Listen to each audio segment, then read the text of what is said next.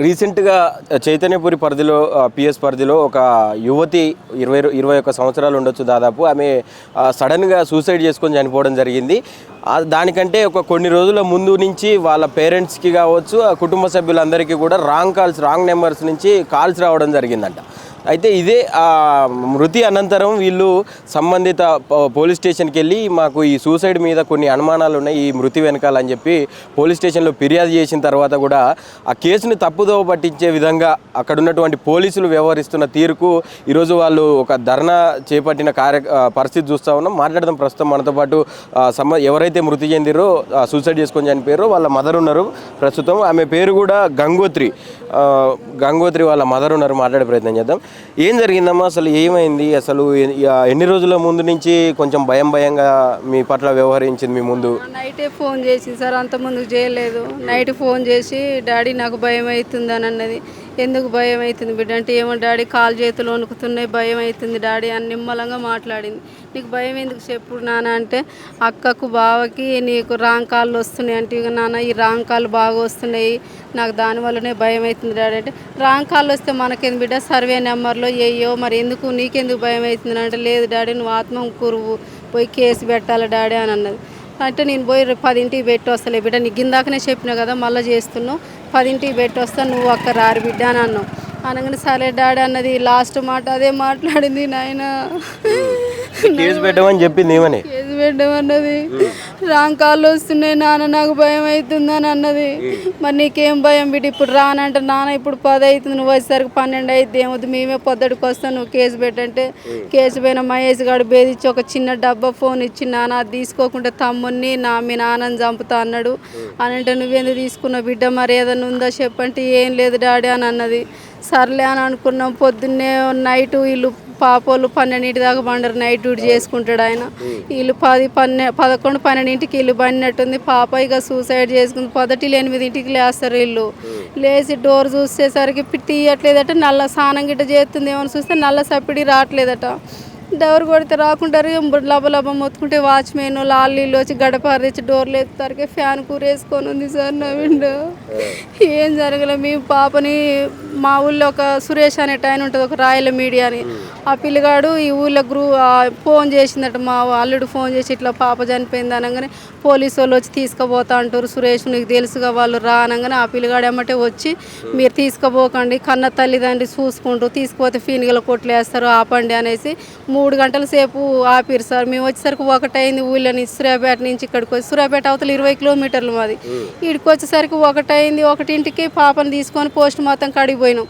పోతారికే మీరు రాంగ్ కాళ్ళు అనేసి వాడు స్టేట్మెంట్ రాసినాం. వీడి తీసుకొచ్చినాక పాప ప్రెగ్నెంట్ 3 నెలలు 20 రోజులు బాబు అనేసి చెప్పినారు సార్. అప్పుడు ఇక మాకు భయం అయింది. ఇంటికి తీసుకెళ్ళినాం. ఆ నైట్ 10, 11 అవుతుంది. రేత్రికి ఎట్లా పారేసుకుంటాం, అమ్మాయిని కర్మ చేయలేం కదా అనేసి తెల్లారి చేసుకున్న కార్యక్రమాన్ని ఊకున్నాం. తెల్లారి పారేసినాం. మళ్ళీ ఇంటికి వచ్చినాం. 3వ రోజే మళ్ళీ దినం వచ్చింది సార్, ఈ కార్యం చేసుకుందాం అనేసరికి వీడు మేము కార్యం చేసుకుంటున్నాం. 3వ రోజే కోర్టుకు సరెండర్ అయ్యిండు. ఎవరు మన పాపని అన్న అతడు కేసుకు పోయిండు, జైలుకు కోర్టు తరపున లొంగిపోయినాక మేము ఈ 3 రోజులు అయిపోయింది. ఇక లేవలే సార్, ఒక 5-6 రోజులు ఇంటికి దగ్గర ఉన్నాం. మళ్ళీ వీళ్ళే మమ్మల్ని ఓవర్గా తిట్టి ఊళ్ళో గ్రూపులలో పెట్టుడు, వాళ్ళే యక్షికాలు మాట్లాడుతుంటే ఈ జటంగి మహేష్ అనే అతనికి ఈ రమేష్ అన్న మీద పిటిషన్ ఇచ్చి వచ్చినాం. మళ్ళీ వాళ్ళ ఫ్యామిలీ ఒక 6గురు మమ్మల్ని ఇట్లా తిడుతురు, మా ఇంట్లో చుట్టూ బండ్లు వేసుకొని తిరుగుతారని పెట్టి వచ్చినాం. ఆత్మహంకుల్లో కూడా కేర్ తీసుకోలేదు సార్. మళ్ళీ ఇక్కడికి వచ్చి ఈయన కాడ 2 నెలల 10 రోజులు స్టేషన్ చుట్టూ తిరిగినాం. స్టేషన్ చుట్టూ తిరిగితే వాడు కాశీకి పోయినా అంటుండు, అక్కడ పోయిన ఇక్కడ పోయినా అని వాట్సాప్ కాల్ మాట్లాడుతుండు. వీని కింద వాళ్ళని యాడ్ చేసినాం. వాడు దొరికితే జైలుకు పంపిస్తాం, కృష్ణ నువ్వు ఎక్కడికి పోకు అనేసి చెప్పిరు, మబ్బు పెట్టిరు. తర్వాత ఏం చేసిరు, ఒకరోజు సడన్గా నైట్ 2 గంటల రేత్రి మా ఇంటికి వచ్చిరు. ఆత్మకూరు ఎస్ఐ అయితేంది, ఈ ఎస్ఐ అయితేంది ఆడికి వచ్చి మా ఆయనని తీసుకొని వచ్చారు. నాకు ఏం చేయాలో తెలియాలి. ఈయనకు ఫోన్ చేస్తే ఈయన ఫోను రింగ్ అవుతుంది కానీ ఫోన్ ఇవ్వట్లేరు.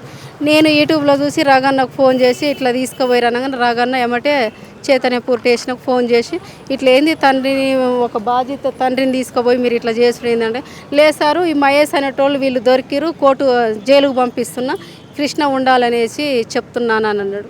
నువ్వు ఆ ఎమర్జెన్సీగా ఆయన పంపి వాళ్ళ బంధువులు చనిపోయారట, ఇలా కార్యం ఉందట వాడ చెప్పినాక కూడా నువ్వు తీసుకొచ్చినవట అనగానే పంపిస్తున్నా సార్ అనేసి ఈయన దగ్గర డబ్బులు కూడా లేకుంటే 500 ఇచ్చి పంపించారు సార్. వాళ్ళు ఏమని చెప్తారు ఊళ్ళో, నేను సిఐకి 6 లక్షలు ఇచ్చిన, భద్రయ్య శేఖరు 4 లక్షలు ఇచ్చిన, ఇప్పుడు ఒక్కడు లొంగిపోయాడు ఇంక అందరికి కావాలనా అనేసి ఈ కేసు వీళ్ళు డబ్బులు తీసుకొని పక్కదావ పట్టించుడు. ఏమనంటే ఊళ్ళో డిష్ మల్లయ్య అనేట ఆయన ఉండి వీళ్ళకి మీడియా క్యాండిడేట్ వీళ్ళని దగ్గరుండి మొత్తం లాయర్లను అయితేంది రాజకీయం మొత్తం నడిపించుకుంటా. ఏమనంటే నాకు జాన్ అన్న ఉండు, నాకు సంఖ్యలేని వరుణ్ ఉండు అనేసి వీటి సంఖ్యలేని ఈ జైలుకు పోయినాడు సంఖ్యలేని వరుణ్ కారు తోలిండు. వీళ్ళంతా ఇట్లా చేసి ఈ కేసుని పక్కదోవ పట్టించుకుంటారు. నా బిడ్డకి ఏమైనా న్యాయం కావాలి, వాళ్ళకి ఉరిశిక్ష అనేది పడాలని నా బాధ. అయితే ఇప్పుడు ఈ పైసలు ఇచ్చిరు, వాళ్ళకి ఇంత ఇచ్చినాం అంత ఇచ్చినాం అనే విషయం మీకు ఎట్లా తెలిసింది? అసలు వాళ్ళు అన్నారా మీతో? వాళ్ళు ఊళ్ళో గ్రూపులలో పెట్టరు, మీడియాలు కూడా ఉన్నాయి సార్, అవి కూడా పెడతాం. వాళ్ళు అనుడు వాళ్ళు నేరి వాళ్ళ బాబాయ్ అనేటోడు అంజయ్య ఆయన అని పెట్టించుడు. వాళ్ళ మళ్ళా మన జైలు నుంచి వచ్చి కూడా నిన్న రగన్న కాడికి పోయారు ధర్నా చేస్తారు. సురేష్ వాళ్ళ బావే చంపిండి అనేసి రగన్న కాడికి పోయారు. మళ్ళీ వాళ్ళే జైలు నుంచి వచ్చి కూడా వాడు మమ్మల్నే బెదిరిస్తుండు. వాడు మళ్ళీ ఇట్లా మందిని వేసుకుని వాళ్ళ ఫ్యామిలీ వాళ్ళు కూడా బయటనే ఉండి ఇప్పుడు బెయిల్ మీద బయటనే ఉండు 2 నెలలకే వచ్చిండు. మరి ఇప్పుడు మీరేం కోరుకుంటున్నారు? ఎలాంటి న్యాయం కోరుకుంటున్నారు? వాళ్ళని లోపలేస్తే చాలా ఇంకేమైనా కావాలి? శిక్ష పడాలి, శిక్ష పడాలి. ఒక ముగ్గురు కూడా ఇప్పుడు ఒక బాబాయ్ అనేటోడిని ఒక బిడ్డగా వాడు ఒక పెళ్ళైన అమ్మాయిని ఇలా చేయటం ఏ చట్టం చెప్తుంది? బాబాయ్ కావాలి, ఏ కులమైనా కానీ అది ఏ కులమైనా కూడా ఒక బిడ్డని ఒక పెళ్ళైన వాడు ఇట్లా చేయటము నాకు కావాలి అనేది నా బాధ. బిడ్డతో పాటు అంటే ఇప్పుడు చనిపోయిన గంగోత్రితో పాటు ఆమె కడుపులో పెరుగుతున్న బిడ్డ కూడా చనిపోయింది కదా, అదే బాధ. మరి ఇప్పుడు పూర్తిగా సహకరిస్తలేరా పోలీసు వాళ్ళు కావచ్చు, లాయర్లు కావచ్చు? అంతా వీళ్ళు పక్కదావ పట్టిస్తారు. 2 నెలలకే వచ్చిండు సార్. ఉన్నోడు జైలు వాళ్ళు పంపిస్తాను జైలుకు, వాళ్ళని యాడ్ చేసినాడు, వాళ్ళని ఇంతవరకు తీసుకుపోలే. మళ్ళీ వాడే వచ్చి ఇప్పుడు నాకు హెల్ప్ చేసిన వాళ్ళు, నా పిల్ల చచ్చిపోతే హెల్ప్ చేసిన వాళ్ళ మీద నా అల్లుని మీద వాళ్ళే చంపిరు అనేసి మళ్ళీ పెడుతున్నారు. అదే నాకు వానికి ఏదైనా శిక్ష అనేది పడాలి, న్యాయం అనేది జరగాలని నా కోరిక. ఏమవుతారన్నా మీరు గంగోత్రి డాడీని సార్, డాడీని. నేను ఏం జరిగింది కుల్లం ఉన్నది? ఏం జరిగిందంటే ఇప్పుడు ఇక్కడ శివాని కాలేజీ చదువుతుంది. ఒక 5 సంవత్సరాలు ఇప్పుడు పాప చదవబట్టి హైదరాబాద్నే 5 సంవత్సరాల నుంచి ఇప్పుడు ఒక 3 సంవత్సరాలు మేనమామ కాడు ఉంది మా బామ్మాడిది కాడ. పెద్ద పాప పెళ్లి చేసిన, పెద్ద పాప పెళ్లి చేస్తే మా అల్లుడు ఇక్కడనే జాబ్ చేస్తుండు. ఆయన చైతన్య పొరులు ఉంటుండు, డబల్ బెడ్రూమ్. ఇక మామ కాడైంది అక్క కాడు ఉంటుంది అనేసి ఇప్పుడు 2 సంవత్సరాల నుంచి పెద్ద పాప కాడు ఉంటుంది. అయితే తీరా మొన్న ఏమైందంటే నైట్ 1 రోజు 2 రోజులు అన్నం తినకుండా కొద్దిగా డిమ్ముగా ఉందట. నాన్న చెల్లి అన్నం తినకుండా అనేది ఇట్లా అంటే పోనీ నాన్న అని అనగానే పెద్ద పాప చెల్లితోనే ఫోన్ చేస్తే ఏంది నాన్న ఏమైందిరా, ఏం డల్లుగున్నవాట అని అడిగిన. ఏం లేదు నాన్న నాకు కొద్దిగా భయం ఉంది నాన్న. నీకేం భయం అవుతుంది నాన్న అన్న అంటే కాలు చేతులు కుక్కుపోతాను భయం అవుతుంది అంటే అసలు ఏంది అని అన్న. పెద్ద పాప కథ వరకు ఒక 10 సార్లు రాంగ్ కాల్స్ వచ్చింది. మా అల్లునికి నైట్ 1 గంటకు రాంగ్ కాల్స్ వచ్చింది, నాకు 11 రాంగ్ కాల్స్ వచ్చినాయి. 2 నెంబర్లు మా ఫోన్కి వచ్చింది, పెద్ద పాప ఫోన్కి వచ్చింది, అల్లుని ఫోన్కి వచ్చింది. ఈ 2 నెంబర్లు ఎక్కడి అనేసి ఆ రోజు మేము 2 కార్లలో కొట్టి చూస్తే ఎక్కడో విష్ణు గోదావరి బంగారమ్మ గుడి అని ఈ నెంబరు జెటింగ్ మహేష్ వాడుతుండు. ఆ నెంబర్ ఎవరిద్దరు అనేసి ఊళ్ళోకి అనుకున్నాం. జెటింగ్ మహేష్ వాడుతుండని చెప్పారు. ఇప్పుడు ఇదే కేశవైన మహేష్ నెంబర్ అని చెప్పారు. మరి నాకు మనకెందుకు ఫోన్ చేస్తారు వీళ్ళు అలా అంటే మళ్ళీ మాట్లాడతలేరు. సర్లే నాన్న నేను తెల్లరగట్ల పోయి కేసు పెడతా, నేను ఫోన్ చేస్తా మీరు రారని అన్న. సర్లే నాన్న అని అన్నారు. అనగా నాన్న వాడు నన్ను బెదిరించిండే, మొన్న దాసారం వచ్చినాడు, అమ్మమ్మ వాళ్ళ ఇంటికి వచ్చినాడు, సాయంత్రం వచ్చి బెదిరించినట్టు. మరి నాకెందుకు చెప్పలేదు బిడ్డ, బెదిరిస్తే నేను కూడా మాట్లాడుతున్నాను, అసలు ఎందుకు బెదిరించింది ఏం కథ అని అన్నాడంటే ఇది ఒక్క మాటే చెప్పింది. సరే నేను తెల్లారగట్ల పోయి ఈ నెంబర్లో కంప్లైంట్ ఇస్తా సార్ అని చెప్పిన పాపకు. సర్లే అన్నారు. 8:30 9 8:30 అయింది నేను మాట్లాడినప్పుడు. తెల్లారి 8:30కి చచ్చిపోయింది అనేసి తెల్లారి ఈయన్నే సూసైడ్ ఈయన్నే ఇట్లా చేసుకుంది నాన్న అంటారు. ఇక మేము ఆదిలాబాద్ ఎల్లూరికి వచ్చి గుడ్డమా ఇలా పెట్టాడు లక్షణంగా చదువుకున్నాను. ఇక అంచెలు చక్కగా మేము కారు కట్టుకొని వచ్చినాక పోలీస్ స్టేషన్లో ఆ నెంబర్ల మీద అనుమానం ఉందని కేసు పెట్టినాం. అంచని పోస్ట్ మార్టం కాడికి పోతారు ప్రెగ్నెంట్ అని తేలింది. ప్రెగ్నెంట్ అని తేలితారు ఏందమ్మా ఇట్లా జరిగింది అనేసి ఇక మేము అనుకున్నాం. ఇక చక్కగా ఇంటికి పోతే ఇవాళ నైట్ అయింది. ఇక తెల్లారి దానం చేసినాం. మళ్ళీ తెల్లారి దానం లేదు. మూడో నాడు కార్యక్రమాలు అన్నీ చేయమని అయ్యగారు అంటే మళ్ళీ మేము చేస్తుంటే తెల్లారి 3 గంటలకే డైరెక్ట్ కోర్టుకు లొంగిపోయాడు. మీరు కంప్లైంట్ ఇవ్వలేదు, మీరు ఏం చేయలేదు, ఏం అడగలేదు, డైరెక్ట్ ఆయన లొంగిపోయాడు. మేము అనుమానమైన ఈ నెంబర్లు కేశవైన వేసి అనేసి అనుమానం మీద రాంగ్ కాల్స్ వచ్చినాయి, అనుమానం వచ్చింది అనేసి మేము పెట్టినాం. పెడితే వీరు 3వ నాడే డైరెక్ట్ కోర్టుకు లొంగిపోయాడు. నేను అనేసి లొంగిపోయాడు. మేము వారం రోజులు అయింది అవన్నీ చేసుకొని వస్తారుకే ఎస్ఎక్సి ఏ కాడికి వచ్చేయండి సార్ ఇట్లా జరిగింది, మరి ఇంకా కూడా ఉన్నారట ఇంకా 3. ఆయనకి 25 ఉంటాయో మరి. పెళ్ళి అయింది, ప్రేమించుకొని పెళ్లి చేసుకోండు. ఉన్నూరే మళ్ళీ ఆయన అత్తగారు కూడా చేసుకోండు. ఏం సంగతి అని ఇక మేము ఇవన్నీ సార్ మరి వాళ్ళు 3 ఉన్నారు కదా సార్, ఆ 3 కూడా కేసు పెట్టాలి సార్ అని మేము అన్నాం. దాసారం పోయి అమ్మమ్మ వాళ్ళ ఇంటికి పోయి బెదిరించారట సార్. మళ్ళీ ఇక్కడ కూడా ఇక వాడు ఫోన్లు చేసి ఇట్లా మొన్న మాకు రాంగ్ కాల్స్ వచ్చినాయి సార్ అనగానే వాడు సెల్లు కొనిచ్చిండట. మీ బుజ్జికి అనేసి వాడే ఒప్పుకుండు అని అంటే మరి ఆ నెంబర్లు తీ సార్ అనేసి అని అంటే తీయలే. మళ్ళీ ఏసీబీ కాడికి పోయాను. 2 సార్లు ఏసీబీ కాడికి పోతే ఏసీబీ తెచ్చిండు. కేసు చేస్తున్నా సారు, ఆ 3 మీద కూడా చేస్తున్నా, వాళ్ళు దొరుకుతలేరు, స్విచ్ ఆఫ్ చేసారు అనేసి సార్ కూడా చెప్పిండు. మళ్ళీ చేస్తుంటే మళ్ళీ కాదంటే మళ్ళీ మేము పోయినాం. మళ్ళీ సిపి దగ్గర పోయినాం, సిపి కాడ పెట్టినాం. ఇక ఇంచొని మళ్ళీ ఇక సూర్యాపేట ఒకరు ఈడ పోస్టర్ వేసినాం. ఏది మేము ధర్నా చేస్తాం అనేసి మేము పెట్టుకున్నాం. ధర్నా చేస్తాం అంటారు అలా మేము ఇంటి దగ్గరనే ఉన్నాం. మాకు సిఐ నైటు 9 గంటలకు ఫోన్ చేసి ఎక్కడున్నావు కృష్ణ అంటే ఇంటికాడ ఉన్నా సార్ అన్న. మరి నువ్వు హైదరాబాద్ వస్తావు అన్నాడు. నేను రాను సార్, ఇప్పుడు రేపు వస్తా, నేను ఈరోజు దినం ఉంది సారు, తెల్లారితే అది చూసుకున్నాక ఎల్లుండి వస్తాను. ఎందుకు సార్ ఆయన మీద కేసు అయింది చేసినాం సార్. సరే సార్ నేను ఎల్లుండి వస్తాను ఖచ్చితంగా అని అన్నా. అనగానే మేము అనుకున్నాం. నైట్ 2ంటికి 2 కానిస్టేబుల్ ఎస్ఐ కారు వేసుకొని వచ్చారు మా ఊరుకు. 130 కిలోమీటర్లు 150 కిలోమీటర్లు మా ఊరికి హైదరాబాదు. నైట్ 2ంటికి వచ్చారు. 2ంటికి వచ్చి లేపారు. ఆత్మకూరు ఎస్ఐ శ్రీకాంత్ గౌడు ఆయన 3 కానిస్టేబుల్ ఆయన ఎస్ఐ ఆయన ఒక కారు వేసుకొని వచ్చారు. మమ్మల్ని లేపారు 7 మంది వచ్చి. లేపాక నేను సార్ అన్న మరి మనం కేసు పెట్టినాక వాళ్ళు దొరుకుతలేరుగా, వాళ్ళు ఇల్లు గిట్ట చూపెట్టాలంటారు అనేసి నేను వచ్చినాక దిగంగానే నా చెల్లు ఆత్మకూరు ఎస్ఐ తీసుకోండు. ఏం సార్ చెల్లి తీసుకుంటాను కదా, ఏం లేదు సార్తో మాట్లాడదాను, సార్ ఫోన్ చేయి అని అన్న. అసలు తీసుకుపోగా నాకు డౌట్ వచ్చింది. ఏందమ్మా వీళ్ళు నన్ను తీసుకుపోతారు ఏంది ఇటు వచ్చేసి మా వాళ్ళని దగ్గర పిలిచిన, వీళ్ళు ఏదో చేస్తున్నారు, నన్ను కిడ్నాప్ ఏదో చేద్దామని చూస్తున్నారు, వీళ్ళు ఏం కారణం వాళ్ళని పట్టుకుపోవాలి, వాళ్ళ మనల్ని పట్టుకుపోతున్నారు ఏంది వీళ్ళు అనేసి నాకు డౌట్ వచ్చి సిఐకి ఏసీపీకి వీళ్ళకి మాత్రం మీరు ఫోన్లు చేయరు, ఏ ఇబ్బందులు వచ్చినా వీళ్ళు కిడ్నాప్ చేస్తాను చూస్తారు, వీళ్ళంతా కారణం వీళ్ళే నాకు అని జాగ్రత్త అని వీళ్ళకి చెప్పిన. వీళ్ళు దగ్గర రాగానే దూరంగా పోయి అని గద్దాంచాడు. వీళ్ళు భయపడి దూరంగా పోయారు. ఇక నన్ను ఆ నైటు నాకు చెల్లియలే భద్ర ఎస్ఐ తీసుకుంటూ ఆ నైట్ చక్కగా వచ్చినాక పోలీస్ స్టేషన్కి వచ్చినాక తెల్లారింది. అట్లా ఏం సార్ ఏంటంటే ఏం లేదు కృష్ణ వాళ్ళని తీసుకొస్తున్నా, కేసు ఈ రోజు అయిపోయింది అని. లేదు సార్ మీది చేతురు సార్, నాకు అనుమానం వస్తుంది, ఆ రోజు మీరు అమ్మతోడు నా బిడ్డతోడు అని చెప్పారు సారు అని. నేను ఆ మాట మీద నమ్మకంగా పోయినా. మీరు మళ్ళీ నన్ను మోసం చేయొద్దు సారు, నా బిడ్డని ఇబ్బంది పెట్టిన వాళ్ళు CDR పెట్టిర్రు, మీరే మమ్మల్ని కూర్చోబెట్టుకుర్రు, అన్నీ చెప్పిర్రు, వాళ్ళు ఉన్నారని చెప్పిర్రు, ఇగో ఫలానోడు ఫలాని పేరు అని చెప్పిర్రు, వాళ్ళు మాత్రం కేసు చేయాలి సార్ అని చెప్పిన, చేస్తామని అన్నారు. మళ్ళీ తీరా ఇప్పుడు ఏం సార్ మీరు గిట్ట మాట్లాడుతారు అనేసి నేను అన్నా. అట్లా ఇట్లా అండి, అదంతా కాదు సార్. ఇప్పుడు మీ దగ్గర ఒక ఆడియో రికార్డు ఉన్నది, వాళ్ళు ఇది మాట్లాడిర్రు అని చెప్తారు, అసలు ఏం మాట్లాడిర్రు ఆడియోలో ఏముంది? వాళ్ళ సార్ వాళ్ళు రికార్డ్ అంటే వాడు డబ్బులు ఇచ్చిన నేను సిఐకి ఎస్ఐకు. ఎవరు మాట్లాడిరు? ఇది జట్టింగ్ మహేష్ బయట ఉన్న ఆయన సపోర్ట్ చేసేటోడు మాట్లాడింది అంతా. మరి వీడు అన్నాకనే మాకు ఇది తెలిసింది 3వ నాడు. అది కూడా నేను సిఐకి డబ్బులు ఇచ్చిన, ఇక ఇవన్నీ ఇక అలా ఉన్నాయి మొత్తం. అదే పోలీసు వాళ్ళకి పైసలు ఇచ్చిన మమ్మల్ని పట్టుకోరు, ఇంకా ఎకరమైన అమ్మి పెడతాం, సంఖ్యలేని కొడుకు ఊరును, ఇదంతా ఫస్ట్ నుంచి. 2వ ఎంటర్ అయింది. మళ్ళా డిసి ఇది కేశవైన మల్లయ్య సర్పంచి వాళ్ళ అన్నే, వాళ్ళ పేదనాన్న కొడుకు, జైలుకు పోయిన పేదనాన్న కొడుకు. మళ్ళీ ఆయనకు సపోర్ట్ ఇప్పుడు మళ్ళీ ఈయన ఒడ్డి జానయ్యట. మాకు నిన్న వాళ్ళు తెలుస్తుంది, ఏం కాదు కానీ ఎన్ని డబ్బులు అయినా పెడదాం, వాళ్ళ 3 కేసు కానియొద్దు అనేసి 12 లక్షలు ఇచ్చినామని చెప్తున్నారు వాళ్ళు. 12 లక్షలు పోలీసు వాళ్ళకి వాళ్ళు. మరి మాకేం తెలుసు, మాకు అసలు ఆ సంగతే తెలియదు. వాడు నోటికి వచ్చిన మాట మాట్లాడుతాడు మొత్తం. జటింగ్ మహేష్ అంటాడు.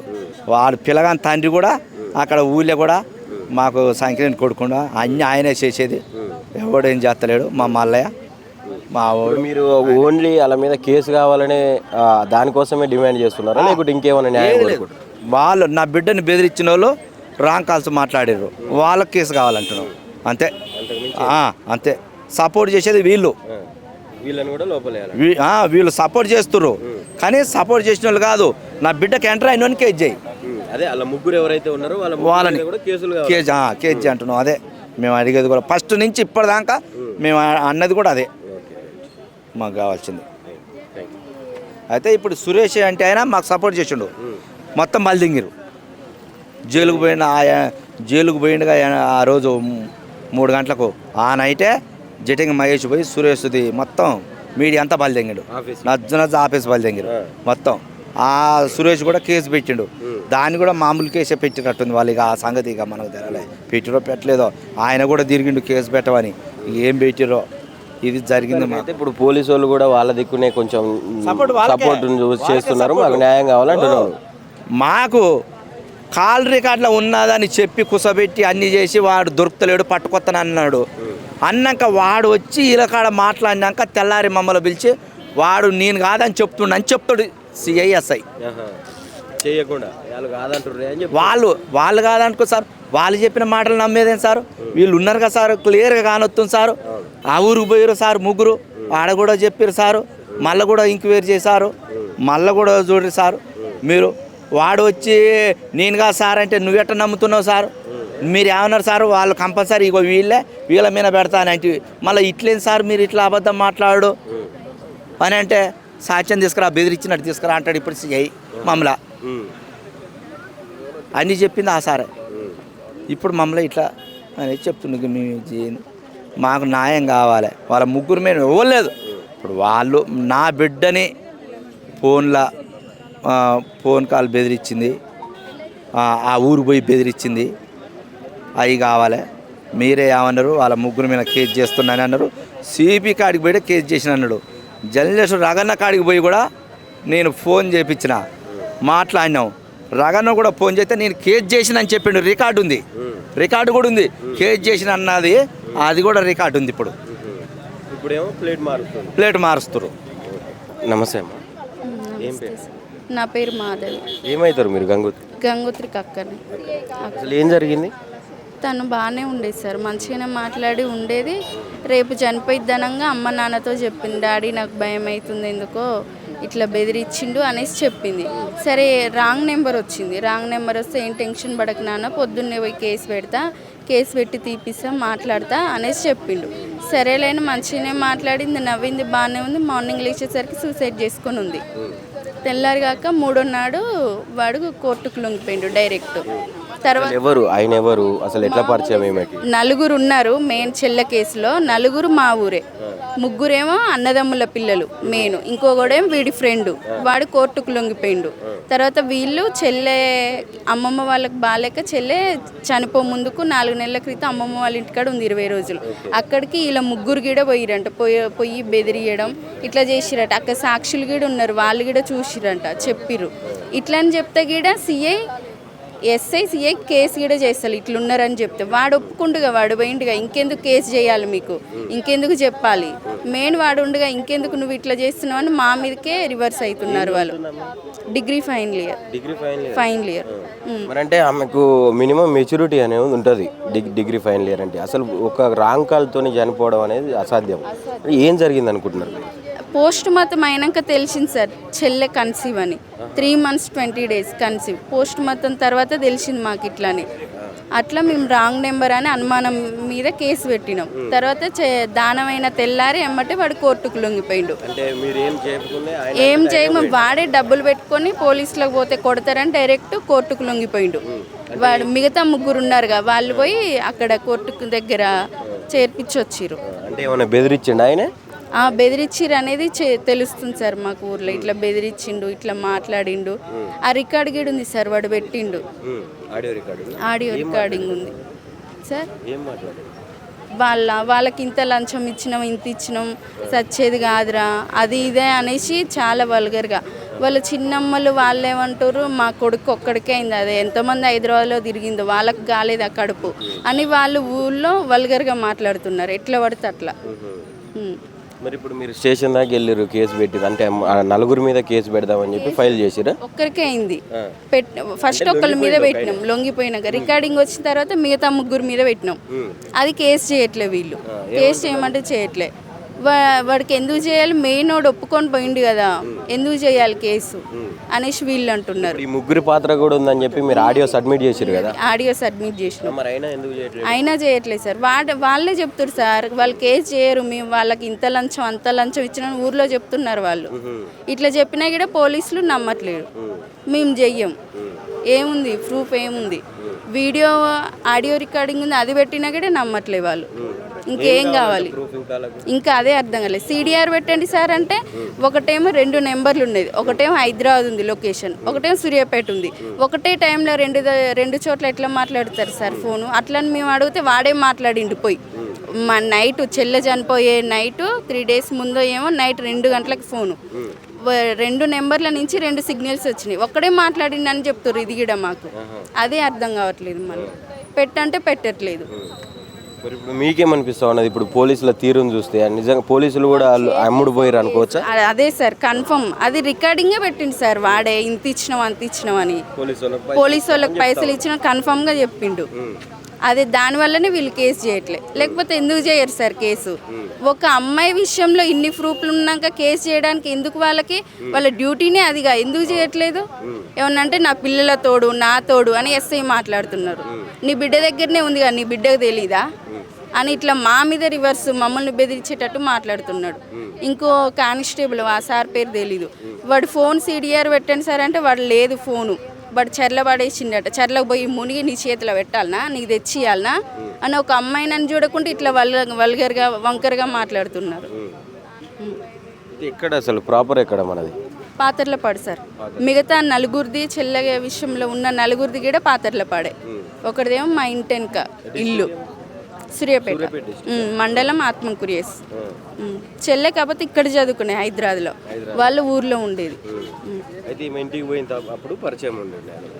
అదే అర్థం కావట్లేదు సార్. ఎప్పుడైనా పోతే ఒక 3-4 రోజులు ఎక్కువ గీడ ఉండేటోళ్ళం కాదు, ఎక్కువ రోజులు ఉండేటోళ్ళం గీడ కాదు. అదే తెలియట్లేదు. కన్సీవ్ అయింది అన్ని పోస్ట్ మార్టంలు వచ్చిన తర్వాత మాకే ఇంకా అసలు ఏంది విషయం అని అర్థం కావట్లేదు. మరి ఇప్పుడు ఏం న్యాయం కోరుకుంటారు మీరు? అసలు మిగతా 3 కేసు కావాలి సార్. వాళ్ళకి కూడా వీడికి ఎంత శిక్ష పడుతుందో 3 అంత శిక్ష పడాలి. అదే మాకు న్యాయం కావాలి సార్. ఆ 3 శిక్ష పడాలి, అదే మాకు న్యాయం కావాలి. సూసైడ్కి సంబంధించి సూసైడ్ కంటే ఒక 3-4 రోజుల ముందల నుంచి వాళ్ళ ఫ్యామిలీ మెంబర్స్తో సహా అందరికీ కొన్ని రాంగ్ కాల్స్ అనేవి, అంటే నైట్ టైంలో నైట్ 12, 1 ఆ టైంలో కూడా రాంగ్ కాల్స్ రావడం జరిగిందంట. ఇదే దృష్టిలో పెట్టుకొని వాళ్ళు మాకు ఈ మృతి పట్ల అనుమానాలు ఉన్నాయని చెప్పి పోలీస్ స్టేషన్లలో కంప్లైంట్ ఇస్తే ఆ ఇచ్చినటువంటి కంప్లైంట్లు చూసి ఆ ముందలికి పోయే క్రమంలోనే ఏవన్గా ఉన్నటువంటి ఎవరైతే ఉన్నారో ఆయన నేనే చేసిన అని చెప్పి లొంగిపోయి జైలుకు పోవడం జరిగిందని చెప్పి కూడా ఇక్కడ ఉన్నటువంటి వాళ్ళ మదర్ చెప్తా ఉన్నారు. ఆ పోయిన ఒక్కడితో పాటు ఇంకా నాకు సహకరించినటువంటి 3 బయట తిరుగుతూ ఉన్నారు. వాళ్ళు ఇక మాకేం కాదు, మేము పైసలు ఇచ్చినాం, సిఐని కొన్నాం, ఎస్ఐని కొన్నాం అని చెప్పి కూడా ఇట్లా వాళ్ళకు పైసలతోటి వాళ్ళందరినీ కొని న్యాయ వ్యవస్థతో సహా ఇప్పుడు ఉన్నటువంటి అడ్వకేట్లతో అందరూ డబ్బు కమ్ముడు పోయి వీళ్ళకి అన్యాయం చేసే తీరు కనిపిస్తూ ఉన్నది. ఇక మేము ఏం చేయాలి, మాకు ఒక్కటే దిక్కు, మాకు న్యాయం జరగకుంటే మేము అదే పోలీస్ స్టేషన్ ముందు పెట్రోల్ పోసుకొని మా మొత్తం కూడా ఫ్యామిలీ అంతా కూడా ఆత్మహత్య చేసుకొని చచ్చిపోవడానికి కూడా సిద్ధంగా ఉన్నామని చెప్పి కూడా వీళ్ళు ఆవేదన వ్యక్తం చేస్తూ ఉన్న పరిస్థితి చూస్తూ ఉన్నాం. కెమెరా పర్సన్ రాఘవేంద్రతో నవీన్, ఆద్య టీవీ, హైదరాబాద్.